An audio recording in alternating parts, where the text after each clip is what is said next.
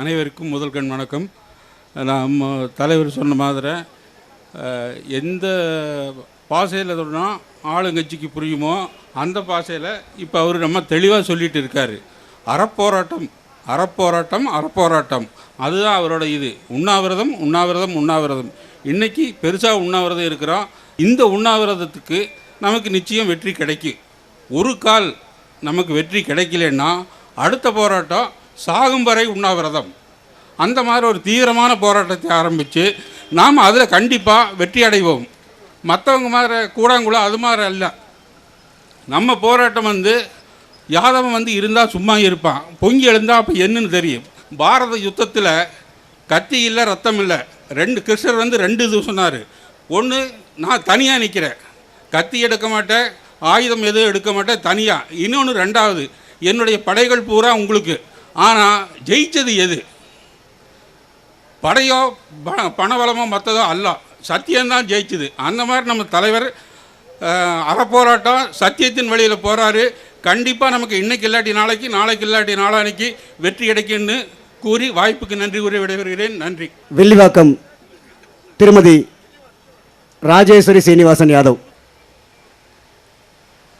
தலைமை பொறுப்பேற்றிருக்கும் உண்ணாவிரதத்தை நடத்தி கொண்டிருக்கும் யாதவ குலத்தின் தலைவர் டாக்டர் தேவநாதன் யாதவ் அவர்களே, அவர்களுடன் போர்வாளாக பணியாற்றி கொண்டிருக்கும் திரு குணசீலன் யாதவ் அவர்களே, விஜயகுமார் யாதவ் அவர்களே மற்றும் உண்ணாவிரதத்தில் கலந்திருக்கும் யாதவ சொந்தங்கள் அனைவருக்கும் என் மனமார்ந்த வணக்கம்.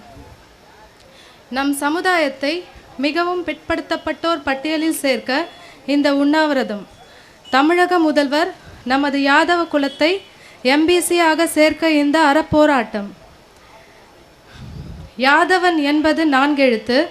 யாதவரின் குலத்தில் வளர்ந்த கண்ணன் என்பதும் 4 எழுத்து. முத்தான முதல்வரிடம் இருந்து யாதவன் எதிர்பார்க்கும் 3 எழுத்து, அது எம்பிசி என்ற 3 எழுத்து. யாதவ சொந்தங்களே, எதற்கு இந்த போராட்டம்? ஏன் இந்த உண்ணாவிரதம்? நாளைய உலகை ஆளப்போகும் நம் பிள்ளைகளுக்காக கல்வியிலும் வேலை வாய்ப்பிலும் முன்னுரிமை பெற்றிட கத்தி இன்றி ரத்தம் இன்றி யுத்தம் ஒன்று நடக்குது. அது காயிதே மில்லத் நினைவு மண்டபம் அருகில் சிந்தாதிரிப்பேட்டை சென்னை 2இல் நடக்குது. யாதவனே, வரும் முன் யோசிப்பவன் புத்திசாலி. நாளைய உன்னுடைய சங்கதிகள் முன்னுரிமை பெற வேண்டும் என்று போராடு, ஓய்வில்லாமல் போராடு. இன்றைய போராட்டம் நாளைய வெற்றி. எம்பிசி வேண்டும் என்பது யாதவரின் உரிமை. அதை பெற்றுத் தருவது திரு தேவநாதனின் கடமை. கடமைக்கு கை கொடுப்போம், நம் உரிமையை பெற்றிடுவோம். நம் யாதவ சமுதாயம் அனைவருக்கும் நன்றி, வணக்கம். திட்டக்குடி பெருமாள் யாதவ். அண்ணன் தேவநாதன் அவர்களே, திட்டக்குடி தொகுதியை சேர்ந்த எழுத்தூர் பெருமாள் நான் பேசுகிறேன். ஆக இந்த என்பிசி கிடைக்க வேண்டும் என்று இந்த திட்டக்குடி தொகுதி மக்கள் மிகவும் ரொம்ப ஆர்ப்பாட்டத்துடன் பாடுபட்டு கொண்டிருக்கிறார்கள்.